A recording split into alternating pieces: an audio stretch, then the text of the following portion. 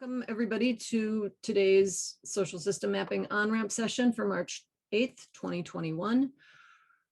Your hosts today are me, Christine Capra, and Kara Martner. Kara is our tech support as well as our all-around support in lots and lots of ways. You meet her in Slack, I'm sure, our Slack if you're in there, and elsewhere. This is our first of the month of sequence. It's one of those days. I'm sorry, guys.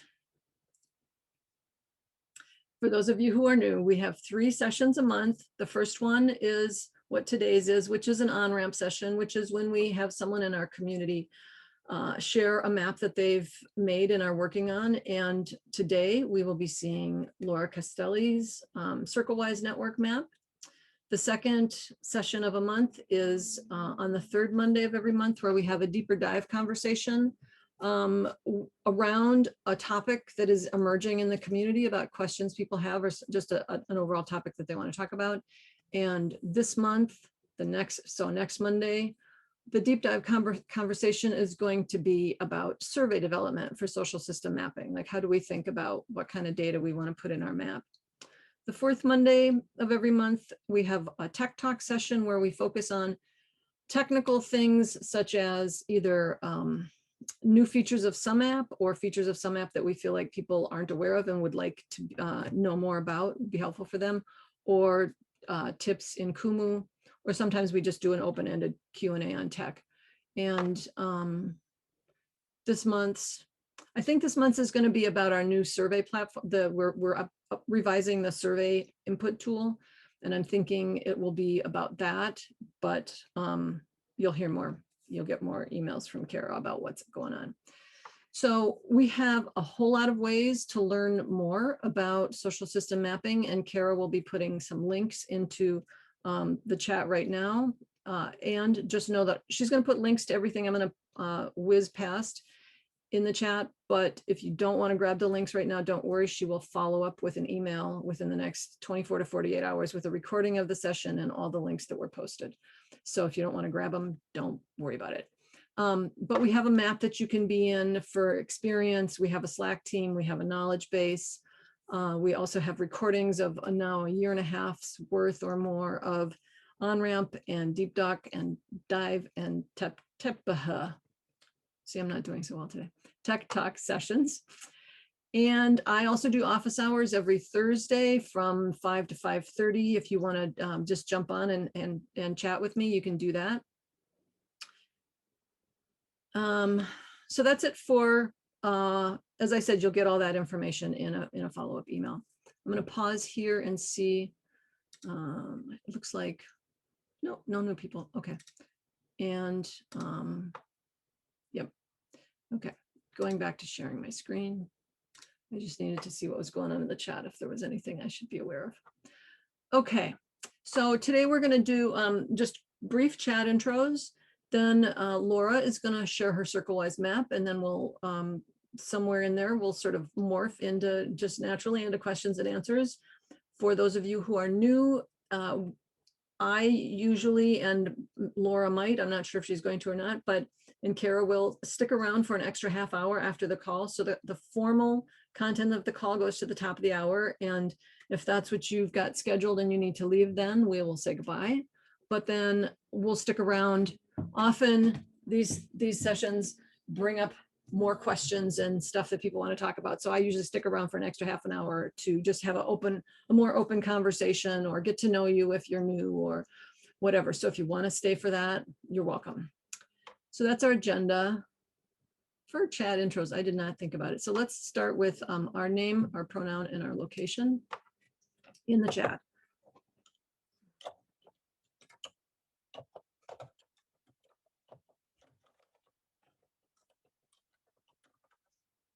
And obviously, this is an invitation. It's if you don't feel like putting anything in there, that's fine. Mary Roscoe is in Bay. We've got Germany, the Bay Area, Sweden, and LA, Atlanta. Welcome, everyone. Thanks. So then the next piece of our chat intro is simply, what's one primary network that you're working with or that you're part of that you're thinking about potentially thinking about mapping in the context of? I'd just love to hear the work that people are doing.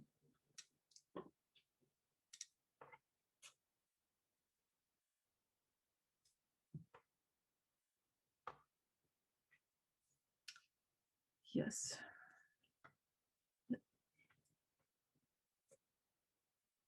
You want that in the chat, or you just want us to speak to that? Sorry, I'm not sorry if I'm not being in the chat. Yeah. Oh, right, Brian, you're working with the donut map. That's her, the Donut Coalition. Mary. And Mary has been working for a very long time with the Children in Nature Network, which is a national network. And Akiko's Now What map is a global map of people doing all kinds of important, fascinating work all around the world. And Richard, if you're going to share something, I just on pins and needles to see it, but it's again, it's not a demand. And if that's a hard question to ask. Oh, Black Chambers of Commerce and Black, yeah, professionals. Cool. Okay. So then the next question to go in the chat, thank you. And I should have said, Richard, I apologize. You could just say it out loud if you wanted to. You don't have to write it. I'm in my sort of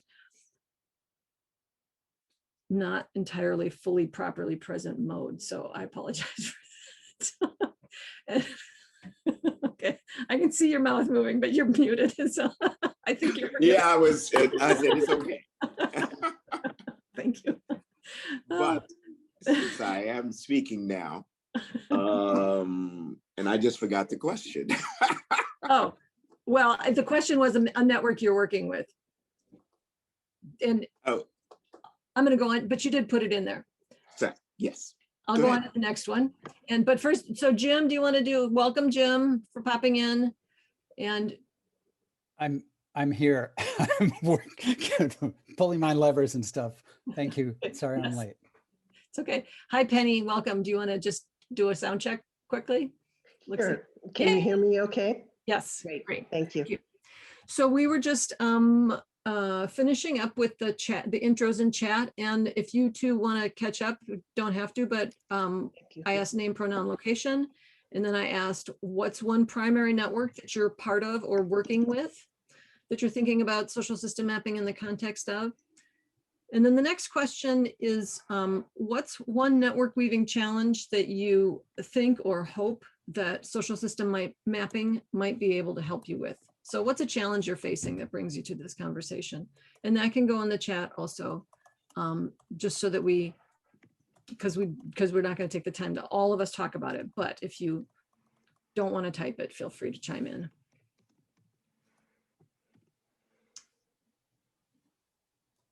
And if you, yeah. Mind shift, yes. And a distributive governance sense making. That is, yep, very aligned with our hopes, or that's one thing we're hoping we can help people do with this kind of mapping.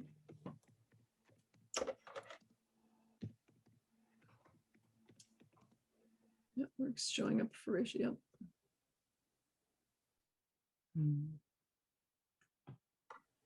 What was the second question? That's the networks you're with. And the third question was a challenge. Capitalizing on government programs for community development. Yeah.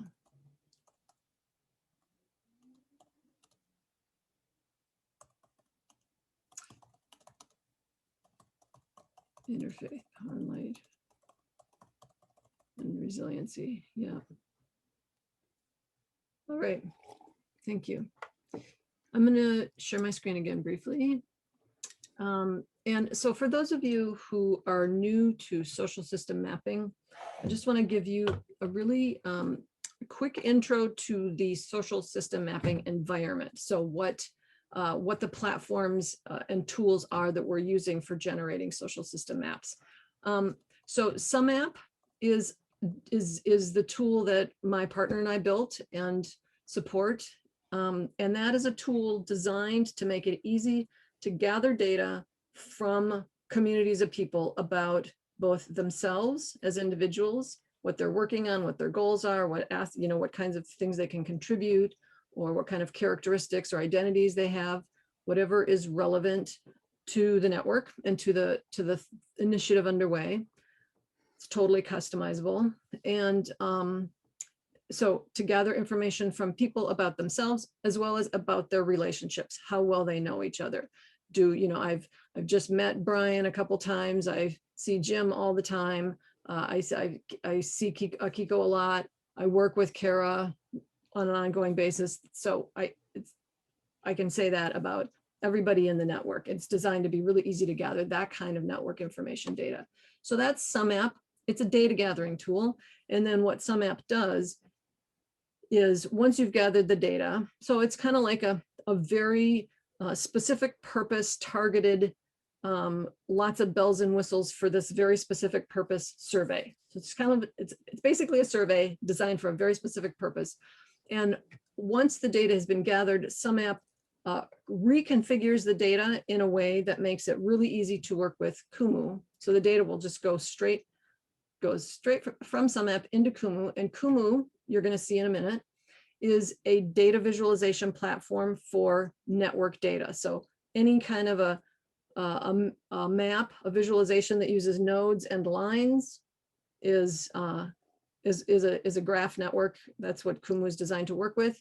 It's online, it's interactive, it's really fun to work with, and so it can be accessible to an entire network. It can also have private maps in Kumu.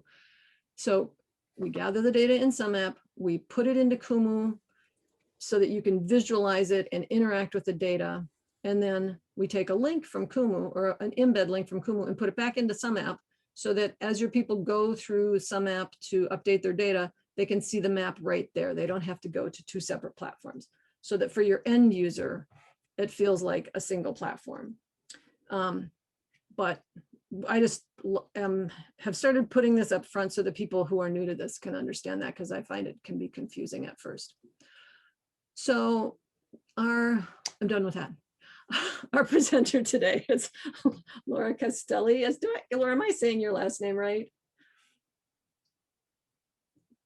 It's good enough. It's very difficult for English speakers, what I found. Okay. Can you say it, Laura? Yeah, will you say it? Kaestele. Kaestele. I think if I could. That's pretty good. I think my mouth can do it if my brain can retain it. Yeah. It's also, it looks very funny because it gets 3 E's if I write it in that way. So yeah. Yeah.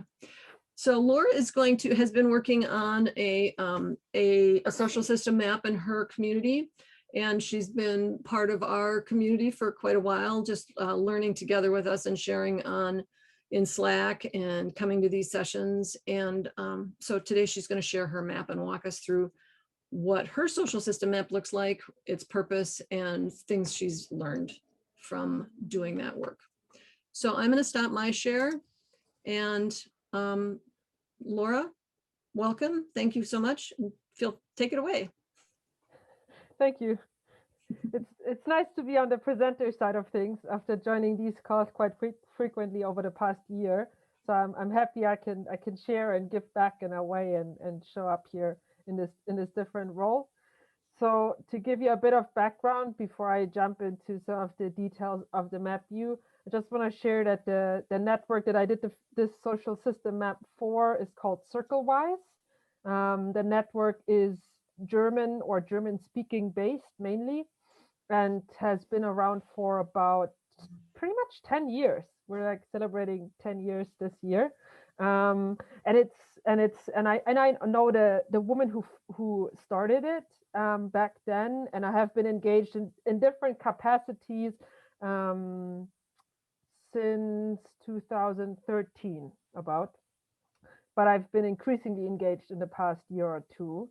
And it started out more as an institute and slowly over time developed to become a network. So first, the main purpose was really to provide educational experiences in nature connection and community building for people to connect, to themselves, to the outdoors, to each other, and have really immersive, experiential type of experiences. But as you can imagine, offering these kinds of courses or programs over years and years and years, it kind of builds a community of people. And many people also returned and participated in more programs and courses and stayed connected. So yeah, with that kind of experience, kind of based on course participants and people, it created stronger relationships and eventually grew more into a network. And also the approach that they were using in those programs developed more to become its own thing that they now call connective culture. So it kind of expanded to really include the different dimensions of connection to self, connection to people, connection to nature, and also a sense of connection to spirit, even though that can be a bit different for different people. And that kind of approach was really then like a core thread through every program, through every core, through every teamwork, like everything. And that also, I feel, was a huge part of making it more into a network where people share that kind of approach and way of thinking and working together. Yeah, so that to give you a bit of a sense of the background and the development. And creating the map really started out, I think, mainly to facilitate or introduce a higher network awareness. Imagine those people that are really like aware of nature and cycles in nature. So it was like an extension of that to also be more aware of like social dynamics and systems and introduce like a network awareness more. So I think that was one of the key things, kind of like, reasons driving the creation of a map. And also the fact that the map could support the development of the network. As I said, it didn't start as a network. So in bringing in the map could be a real tool to support the development, to become more self-organizing, to become a stronger network, not just be focused on the founder and the core like courses that they're offering, but create a lot more different aspects of the network. So that was really some of the kind of initial dynamics to creating the map, and then and serving really the purpose to help people embody connective culture more, and also support people find diverse ways to bring that into the world, whether that's in their family and local neighborhoods, through their own like offers, workshops, or kind of projects that also use that type of way of relating and working together. So all of these kind of things came together, and I was like, okay, if we create a map in different views, this could really help the purpose of the network, and to also engage more people beyond this like a very, very small core team that started out with this institute and the educational courses that they were doing. Yeah, and I was the main person bringing in a lot of this like network thinking, awareness, weaving, inspiration type of things. And luckily had a lot of support from the founder, the woman who started it, who was really on board and like easily picked up that thinking. So together we've been kind of the visionaries of the mapping project. To get the two of us mainly together. And then I've done all of the technical implementation. And I've also been one of the main persons to do sense making, but I'm trying to kind of spread that onto more people as they kind of learn and get used to the map. So it kind of starts spreading on its own, and it's not just dependent on me. So I'm trying to kick that off a little bit more and stay on the technical side for now, because there's no one else who knows all of these programming things in Kumu. But to have the sense making be a bit shared, at least over the medium long term. Yeah, so for a bit of context. And now let me share my screen so I can show some of the views and features of the map. Okay. So this first is probably something that the map has in common with a lot of other maps, at least the ones I've seen, which is a kind of directory view. That's just the first view in the list, and it's meant as an entry point for people who enter the map, and give them a way to see. So in this case, it's the gray circles. These are all individual people. And then in green, these symbols are organizations that those people are associated with. So I chose to primarily map individuals, but add in a dimension of organizations for this directory view without having them extra in sumApp. So on that level, Laura, yes. I just want to interject one thing. So just for you, for your awareness, everyone, this is a private map. So Laura doesn't have permission to zoom in and show you anything about the individuals in the map. So she has temporarily hidden the labels, so we can't see the names of the people in the map. Or pictures. Yeah, or pictures. But normally there would be names and there would be pictures, and often when we're sharing these maps, we zoom in so you can see more specific details. But given that this is a private map, we didn't do that. Plus, it's in German, so we really don't understand a whole lot. So. It's all in German because that's the main language of members in the network. So that makes a lot of sense. And usually on the left-hand side, there would be the information of the map, but also then the profile information of all the members. And most of these little circles, they would have images and of course names and details of the people involved. And this first directory, as I said, is really the starting point. It does give some perspective also of organizations and people, and something that I added, and I can zoom in a little bit more, so you can probably see at least they're like these little colorful things around the circles. They're called flags in Kumu. So what I did is I set up a whole set of flags. So it's a kind of a way to color code. Based on the relationship that people have to Circlewise. So that was because that's the main thing, how people even come to the map, and that's a lot of people got to know each other through courses or events or something around Circlewise. So I thought this would be a good kind of entry-level way of giving people a way to see who else is in the network. So here I put like a whole showcase menu that you can select and find people that have specific roles or connections to Circlewise. So there might be teachers, they might be helpers in different events, they might be like partners for corporation, they might have been participants. So they're kind of, or they might have, are kind of alumni of different programs. So these are kind of like an initial way where people can easily find others that have a similar role or have a different role. And also in the legend, you can see the kind of color coding So Laura, I did on that. Let's do this. Richard just asked a good question, do you want to hold questions till the end? And I think that if it's about what you're seeing right now and needing more clarification of what you're seeing, just feel free to jump in.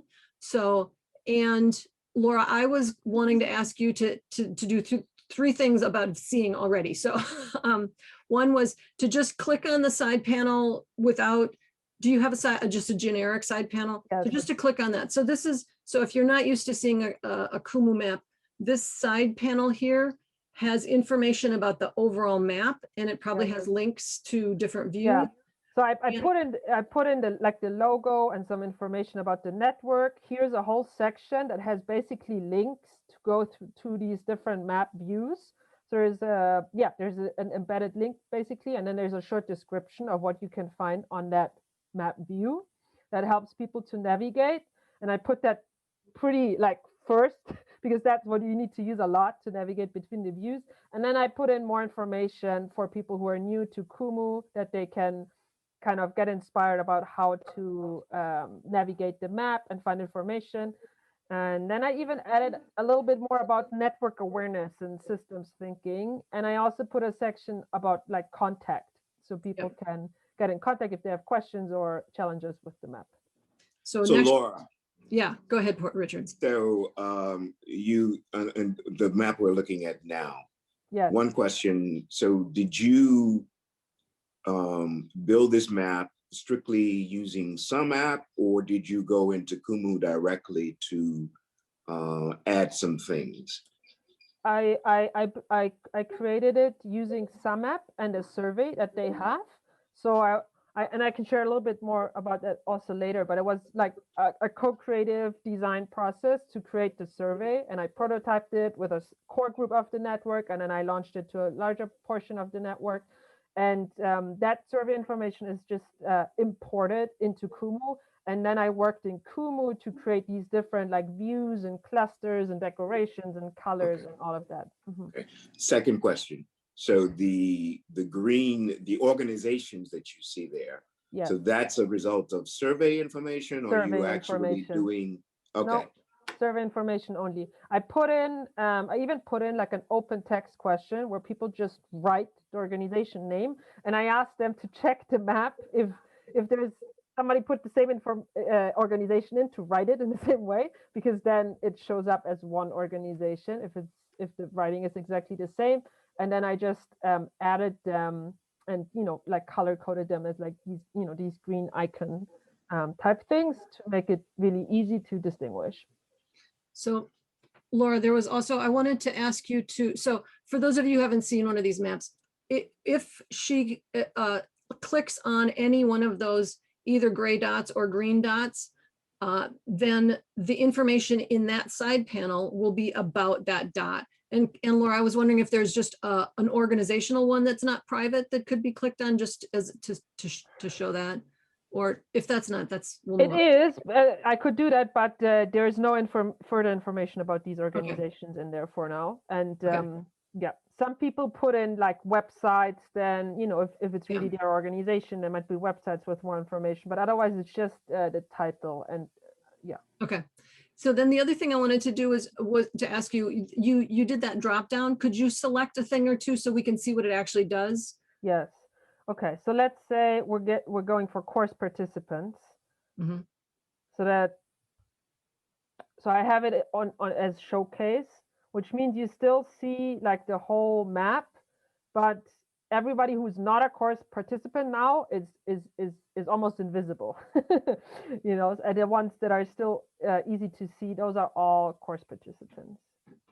So they're the gray one is grayed out. Yeah. Okay. Yes. I just wanted to see what that did. Okay.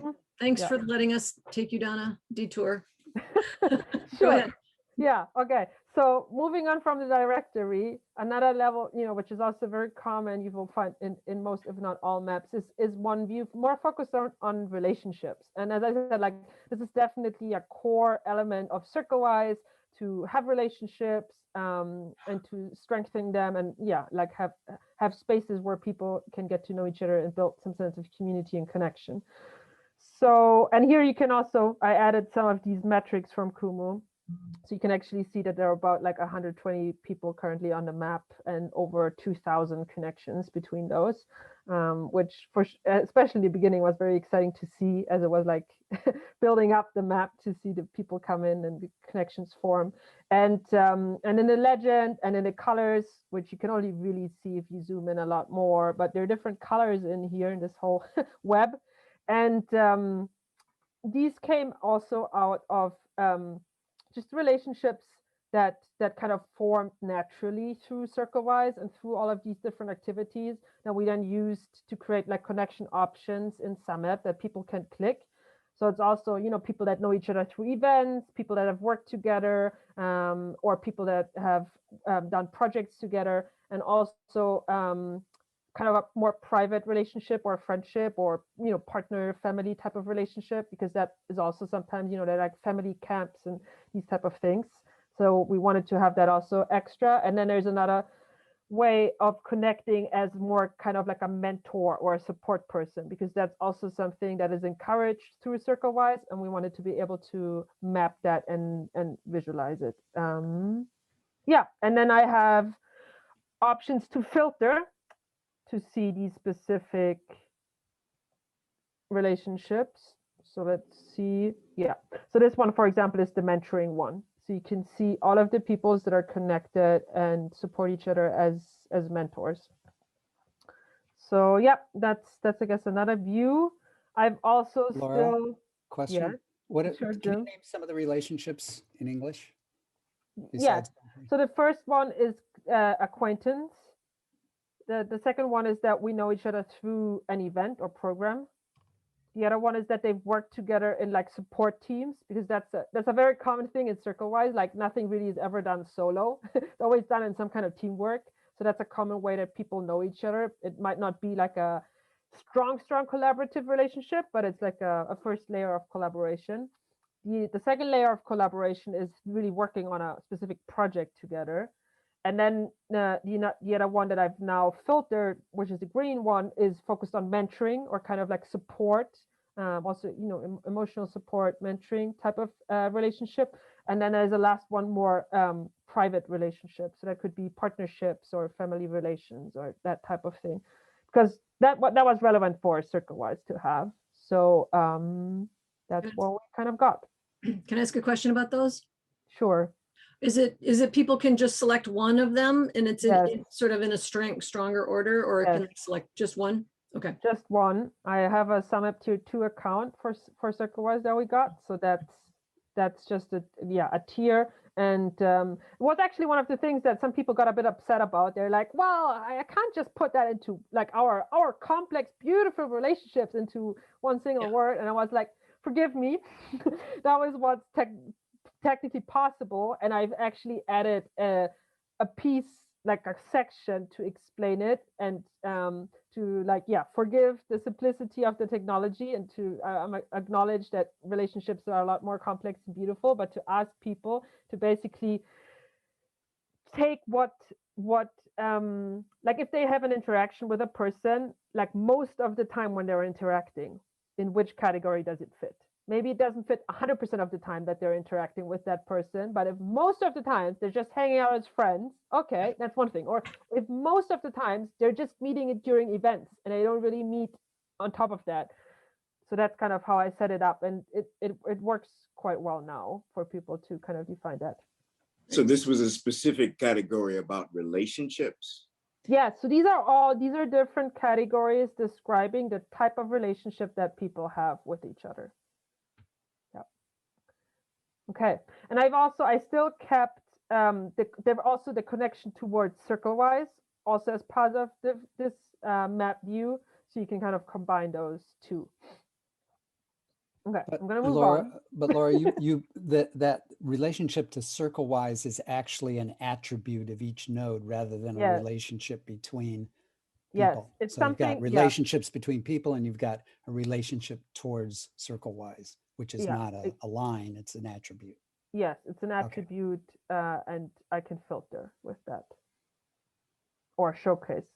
So now I've put a showcase on that they are supporters, like in a support team. So now you can see, and that in actually a lot of these, pretty much all of these mentoring relationships are between people that are also in support teams. So I'm still looking at the mentoring connection, right? Like these are the green ones. So I see only, like the only lines that are now in the map are through mentoring.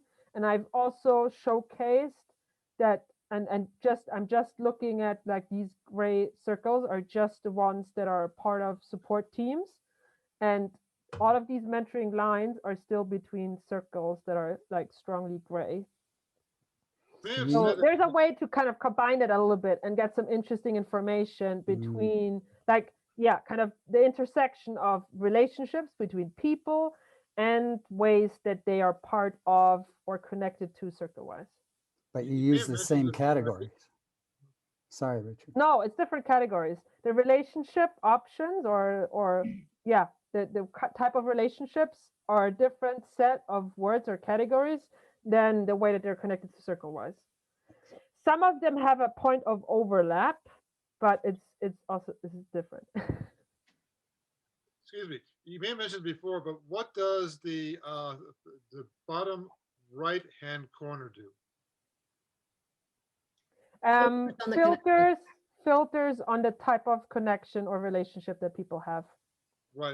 Okay. So it's two different things between. Yes. So I have one menu that I can click, which I could filter for the type of relationship, and I have one where I can showcase how they're connected to Circlewise. So these are the two dimensions. Okay.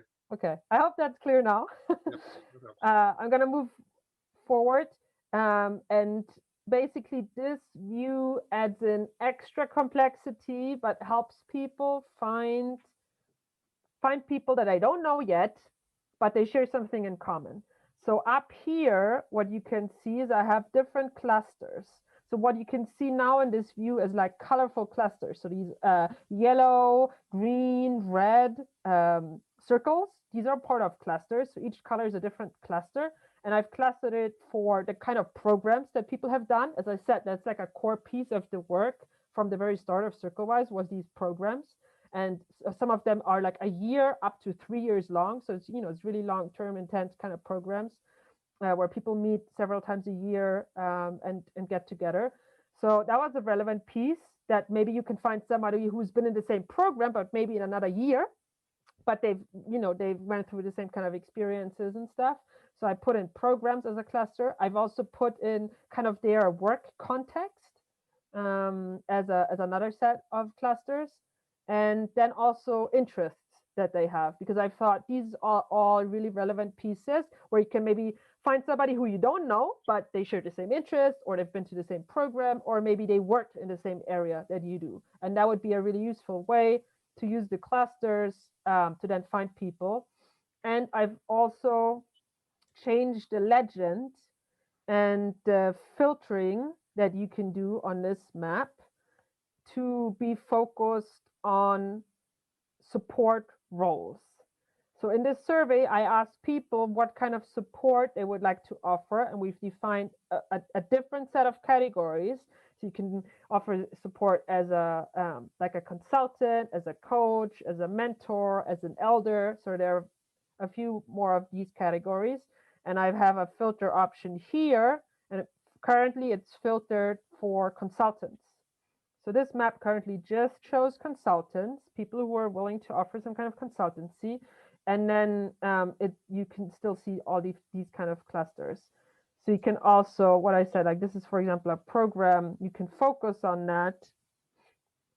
And now you can see everybody who's like has consultancy skills and has done, this is a nature connection program. Or you can also do that for work areas or interests. And the combination of those allows you to just like find people you don't know, but you share something in common, or specifically look for a kind of support that you want. If you want like a coach to support you for a project, or a consultant to bring in, or you want a mentor, and these are further defined. So it's very clear what those mean within Circlewise. And yeah. Laura, I want to just, Richard has a question in the chat, which is how long has Circlewise been using social system mapping? Right. So I started creating the survey things about a year ago. So in like January, February of last year. And I created a first version of the map, which has like a basic set of views. I think it was 4 or 5 views that I created first. And that one I launched in May of last year and introduced during a network meeting in June. Yeah, so that was when it was first like accessible to members, and I've done like all of the programming in Kumu. And then I've done an upgrade of the map and launched new views and new functionality in December, January. So an interesting question for me is, so before social system mapping, how are you feeling a comparable need? How were when you decided to do social system mapping, and what solution, what problem were you trying to address? Does that make sense? That makes sense, but we'll bookmark that question and come to it in a second. I'm just checking which other views I prepared, and I will just briefly speak to them, and then we can do more questions. And your one, Richard, I'll keep it in my mind, and I'll share about it in just like a minute or two. So I just wanted to briefly bring in like two other features that I think have been really like interesting for people. So this one is focused all on skills. So this survey has a whole set of questions where people can share what kind of skills they have. And and that way you can find people that have certain skills to learn from them or include them in a project or in a program, because you need those types of skills. Let's say you're doing like a nature camp and you want someone who has really strong bird skills, so you can learn about birds. You can find someone like that. And I put in both clusters. So again, these colorful points are the clusters. So these are 6 different categories of skills. That makes it easier to find specific things, because it's not just a crazy long list of skills. It's actually divided into subcategories of different skills. Some related more to social things, some related more to events, to kind of crafts, to projects, or to nature connection type things. And then I have filter options. So this one, for example, what's selected now, it's peaceful communication, which is a core social skill that's really relevant within Circlewise. So I've selected that. So the combination again of clusters and filters allows for to find really interesting intersections in the map. And yeah, if you have a more general kind of interest to find skills, the clusters are really helpful because you can still see everybody. But if you're looking for people with very specific skills, the filter options are really good. And sometimes for intersections, it's really useful to combine the two of them. And then the last thing that I wanted to share is a view that I've created to help people get a better sense of the network. So what you can see right now here, and I've selected at the top here, one is around network functions or network aspects. So I put in the kind of aspects or types of network, which is which I got from network weaving. So you can have networks that are more focused on like purpose and a shared intention, ones that are focused on relationships, focused on action, or focused on support. And I've basically, so these are the 4 that you can see in the center, and people can put it, like share it as part of the survey, which of those kind of functions of networking that they're most interested in. So that was like something that kind of explores the whole network dimension more. I've also, these other circles that I've selected here, they are right now, they are projects that network members are working on. So other people can see these projects. Some of them are also publicly visible on the website and they're promoted on the website. Some of them are not, depending on where they're at in development and depending on if they have an external audience or if they're just focused on a network. And then there's also another section on network roles. So there's a few different things related to networks. And I've also added an extra button here at the left.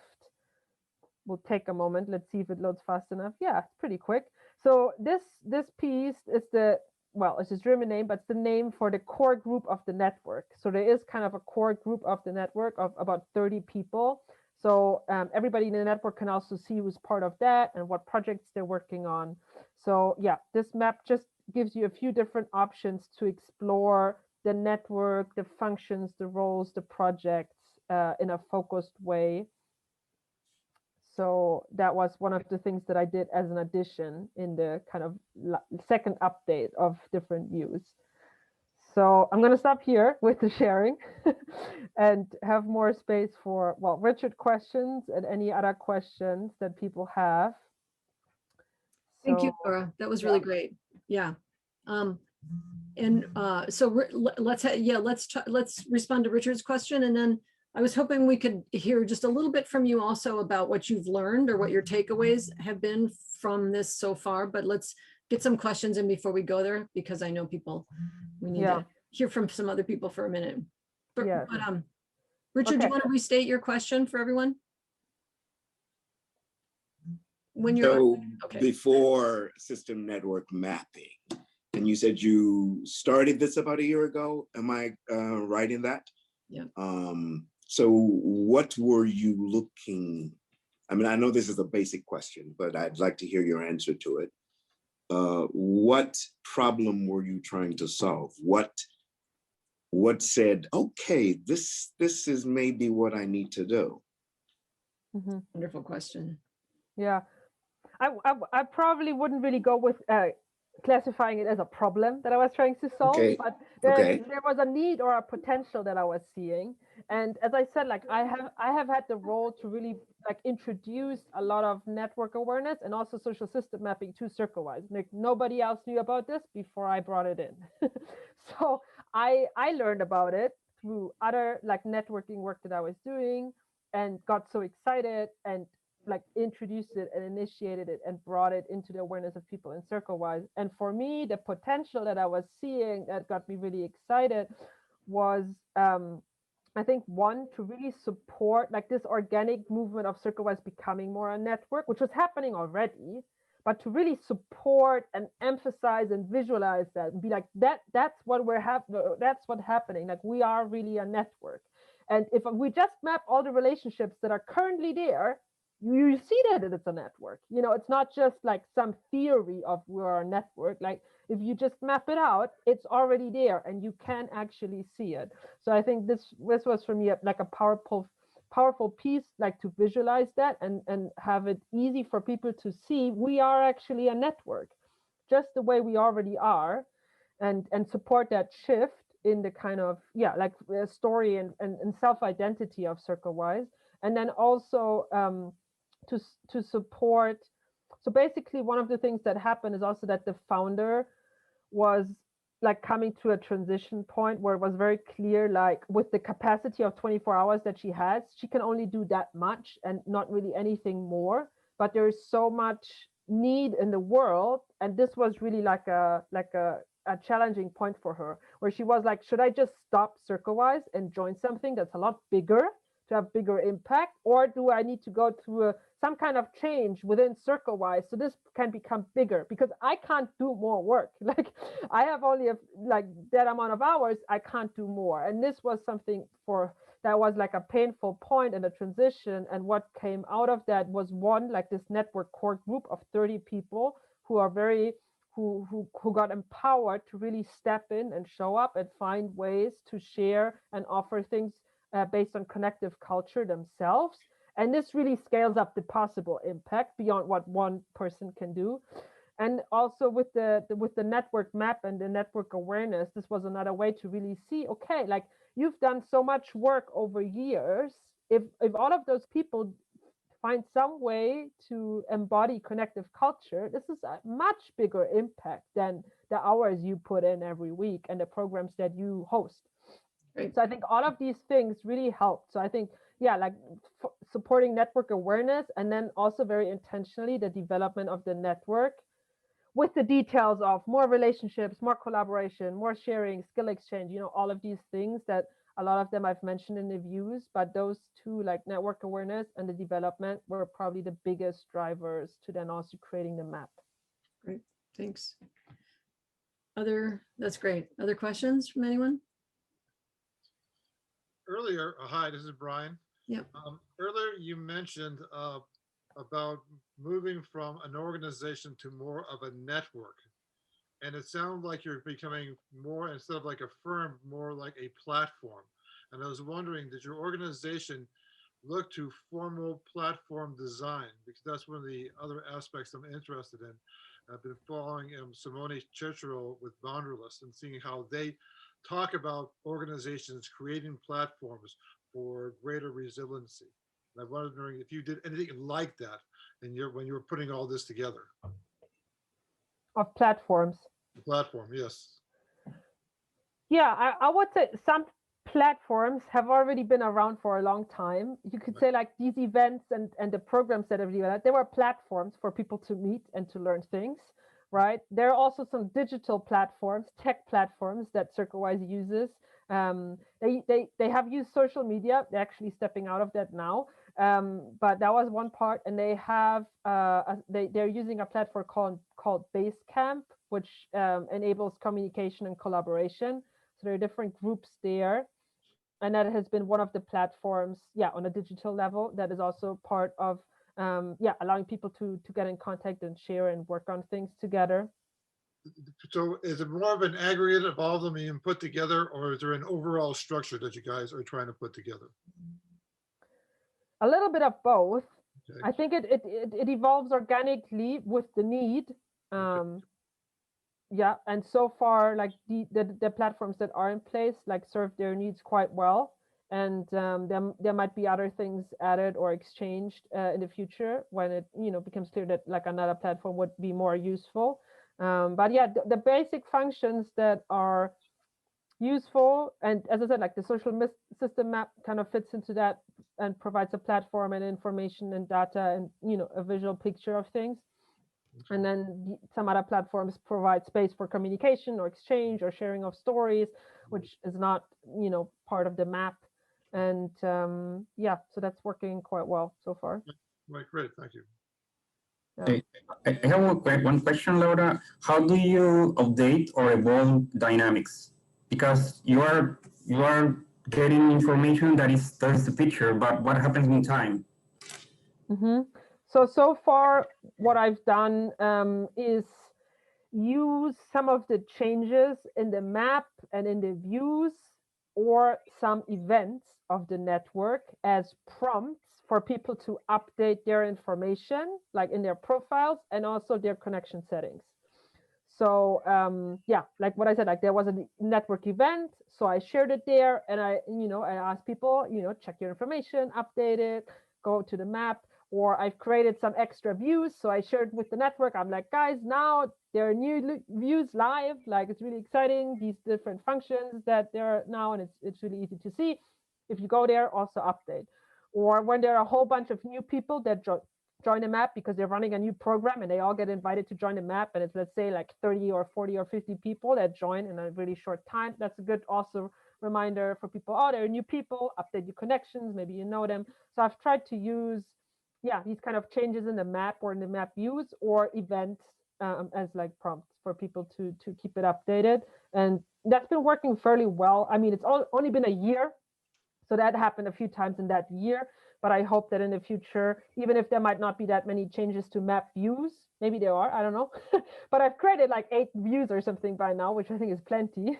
Let's see if some other needs come up for new views, but otherwise, I hope that through events and these type of things, it will be also like over years to come, like a really good way to prompt people to update things.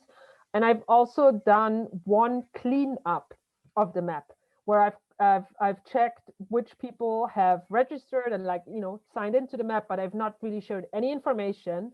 So I reached out to them and I gave them a deadline, said like, okay, you have 2 weeks. Either you decide you want to be part of the map and you put in some information, just minimum even, like minimum information, or if after 2 weeks there's nothing in there, I'm gonna politely delete you. You can always join again at a later time if you decide you want to be part of it, but without any information, there's no use for you or for anybody else. So I tried to make that, Yeah, that's great, because sometimes you have like the map without a lot of information that is not real, that people are not interacting between them. So you have a system that is not a representation of what is happening now. So basically I did the first cleanup after not quite a year of starting it. So maybe 10 to 12 months, something like that. I was like, I think that's time for a cleanup. And actually there was quite a good number of people who got active after this very specific clear message, that did put in information and join, even if they were not active for like 3, 4, 5, 6 months after joining, where I was like, I'm not sure if anybody's gonna do anything, right? Because if they join and they never do something.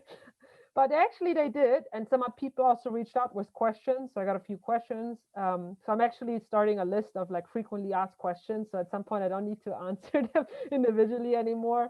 So I'm trying to collect that on the sidelines. And it worked quite well that I think out of like 60 something people that I contacted, like 20 people got active, which I don't think is a bad number. And the other ones are deleted. So now the map is kind of cleaned up. And I'm assuming that this will be kind of part of maintenance of the map. So these kind of, sharing the map and prompting people to update it, but also to do maybe like a once a year cleanup might be a good strategy for maintenance. Great. Other questions? Yeah, Laura, this is Cindy. I want to know 2 things. One, if you had picked, besides these Monday meetings, what was your best source of the handbook you maybe wrote while you made this all, or what's your best book or whatever? How did you learn this? Second question? Second question, the privacy issue. The group that I'm working with don't want their addresses out for anybody to see. And so but it's based on, you know, going to people's houses and checking out their gardens and that kind of thing. Anyway, I don't know if I should make it private or public or that kind of thing.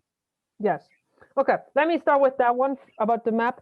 So also for the network and the network members, it became clear very quickly in the process that a private map would be the best option. So it's a private map in Kumu, and the people all have their access links through sumApp. So those are private in the sense that only the person who signs up gets their link, and as long as they don't share it, they're the only one who has it, apart from me as an admin kind of person. And then I've actually even added an extra password for the map. So the map is embedded in sumApp, but people need to even put an extra password. So even if their link would go out, people would just see the profile of that person, but not the map without the password. So it's just putting it as two extra big pieces, which I think gives people a bit kind of in their minds, at least, a sense of safety, as much as that's possible for something online, of course. But yes, it's a private map on Kumu. And as I said, now, for example, in this call, I'm sharing it, but I'm not sharing it with any personal information of anybody in there. So that's an agreement that was good for the people in the networks. All of their information is only accessible for other network members, and anything outside is not. There's no personal information, and the map itself is private and and protected in that way. And now, actually, with this core network group, there's a new kind of need emerging where they're maybe we can have a public submap to share very selected data on the website to really showcase what we're doing. So of course they're seeing well, we're doing lots of things that we want to communicate with the world as part of what Circlewise is all about. So now there's an idea, and it's probably going to be the next project in terms of mapping, to create a very specific map that's public, that's going to be on the website, but it has only very specific data on it that people really want to share publicly. So I've just started a participatory design process. For that. So we have 2 minutes left, and I would like to take one for our departure or our wrap up. So if you have a 1 minute response to Cindy's other question, and then are you sticking around for the next half hour? Yeah, I think I can stick around. Okay. So yeah, if you could just address Cindy's question, and then we'll say goodbye to everybody else, and then whoever wants to stick around can dig deeper. Just quickly remind me, what was the first one about? How you learned. Yeah. How I learned, the resources. Yes. Yeah. Okay.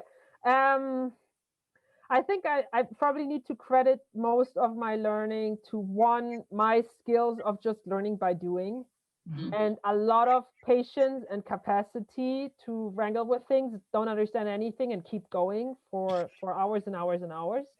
Yeah. That's, I think, a big piece. Second piece is the community. I've asked people individually, I've joined calls, so learning through other people and their knowledge. That's probably the second thing. And the third thing, I did read large portions, I can't say everything, but large portions of both sumApp information, knowledge-based pieces, and also the Kumu help sections. Okay. So it's quite tedious to do that, but there is actually a lot in there. So that I would say as a third option. Okay. In that kind of order, yes. Thanks. Okay, so we're at the top of the hour, and so for those of you who didn't hear this earlier, we're gonna just we have a little departure ritual. So, and the ritual is we're gonna, in a second, we'll have you all turn off your mics. We'll count down. We'll say our greetings or our blessings for the day to each other, and then everyone will jump off. And if you want to stick around, just don't jump off, and we'll see who remains, and then we'll see where the conversation goes. But just want to formally not make you have to, sneak out the back door because you've got to go. But if you have to leave, sorry. Let's all unmute our mics. Who wants to say greetings? And I'll start the countdown. Is everybody getting unmuted? Who wants to? Okay. And then so 3, 2, 1. Thank you so much for being here. Love to see all your faces. Bye. Thanks so much. Yeah, thank you.